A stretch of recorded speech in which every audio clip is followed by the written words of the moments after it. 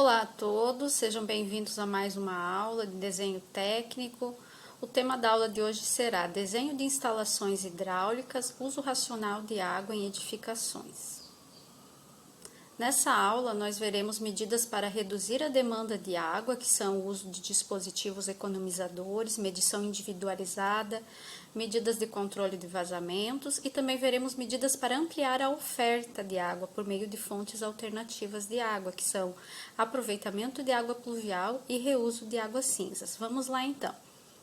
Os dispositivos economizadores de água são equipamentos e acessórios que apresentam maior eficiência hídrica comparado a equipamentos convencionais.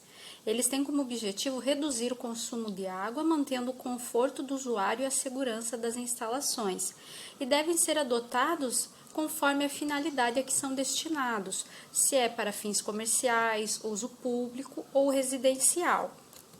E também é importante destacar que no Brasil a adoção de aparelhos economizadores de água vem crescendo de forma acelerada, principalmente em prédios públicos, prédios comerciais e de uso público. Dentro dos dispositivos economizadores de água, as torneiras são componentes economizadores que visam controlar a vazão, o tempo de uso e a dispersão do jato de água, proporcionam redução do consumo de água sem comprometer as operações de lavagem em geral. Então, nós temos torneiras, diferentes tipos de torneiras com mecanismos economizadores de água, como, por exemplo, pulverizador, arejador, prolongador, torneiras com funcionamento por sensor de presença, também torneiras por fechamento automático. E aqui nós temos um destaque que alguns desses tipos de mecanismos são indicados para uso residencial, como pulverizador, prolongador e arejador, e para o uso comercial e público nós temos torneiras com sensor de presença e fechamento automático. Então aqui essas imagens trazem exemplos de dispositivos economizadores de água, uma torneira com acionamento fotoelétrico, depois na sequência com fechamento automático, dispositivo arejador e dispositivo pulverizador. Torneiras com arejadores, elas funcionam incorporando uma quantidade de ar ao fluxo de água e reduzindo a vazão e o volume de água utilizado. De acordo com a NBR 10.281, uma torneira com arejador pode trazer uma redução de 50% do valor da vazão. É indicada para uso comercial e residencial. Torneira com pulverizador. O pulverizador ele é fixado na saída da torneira, é um dispositivo e ele transforma o jato de água em um feixe de pequenos jatos semelhantes ao que ocorre em um chuveiro e assim vai reduzir a vazão sem reduzir a satisfação do usuário. É muito utilizado no uso residencial. Torneira com prolongador. Dispositivo fixado na extremidade da torneira para aproximar e direcionar melhor o jato ao objeto a ser lavado. Os prolongadores, quando são bem projetados, eles representam uma significativa economia de água. São muito indicados para o uso residencial. Torneira com fechamento automático. Esse tipo de torneira possui um dispositivo mecânico que, quando for acionado, ele libera o fluxo de água e tem o fechamento automático após um determinado tempo. O fechamento é manual, o acionamento é manual. Essas torneiras, elas têm também arejador, alguns tipos de torneiras, e a economia chega até 70% do consumo de água. São indicadas para ambientes públicos. Torneira com sensor de presença. O acionamento é automático, eletrônico por sensor, tem garantia de economia de até 85% de água e são indicadas para ambientes públicos.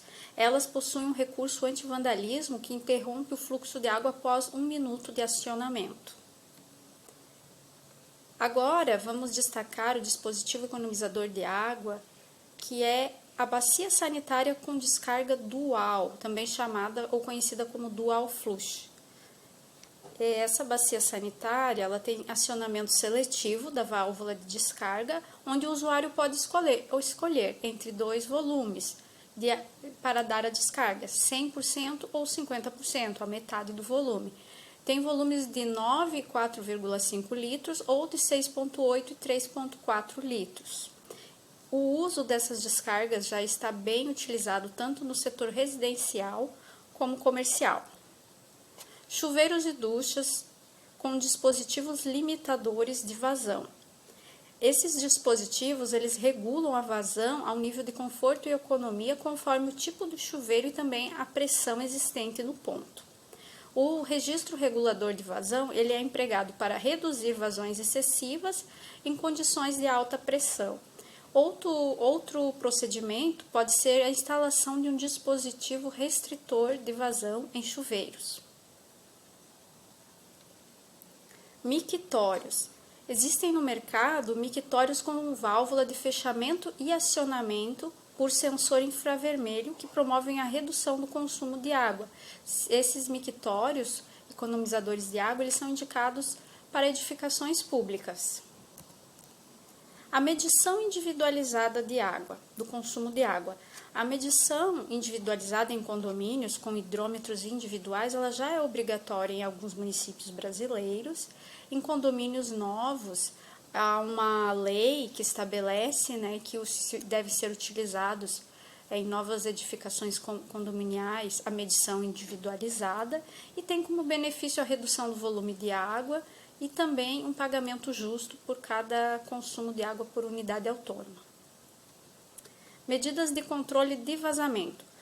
Dentre as principais são as inspeções periódicas do sistema hidráulico predial para detecção e controle do vazamento, pois alguns vazamentos não são visíveis e podem ser identificados pelo próprio usuário, pelos seguintes indícios: manchas de umidade nos revestimentos das paredes e pisos, som de escoamento de água quando nenhum ponto de água está aberto, acionamento contínuo do sistema de recalque para a entrada de água nos reservatórios e aumento do consumo de água sem uma causa justificada.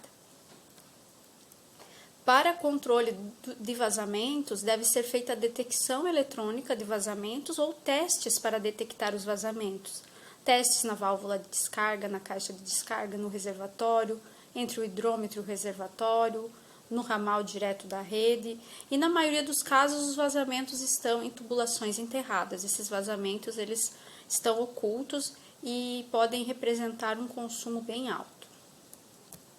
Medidas para ampliar a oferta de água, também chamada de gestão da oferta.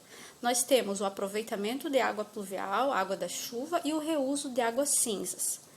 A água pluvial, ela tem uma qualidade que vai depender da poluição do local e também do volume de descarte inicial da água.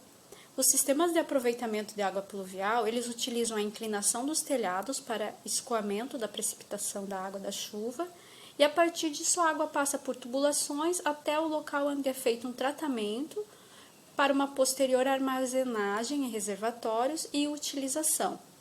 O dimensionamento do sistema e o potencial de economia é necessário obter dados de precipitação pluviométrica do local, a área do telhado e a demanda de água.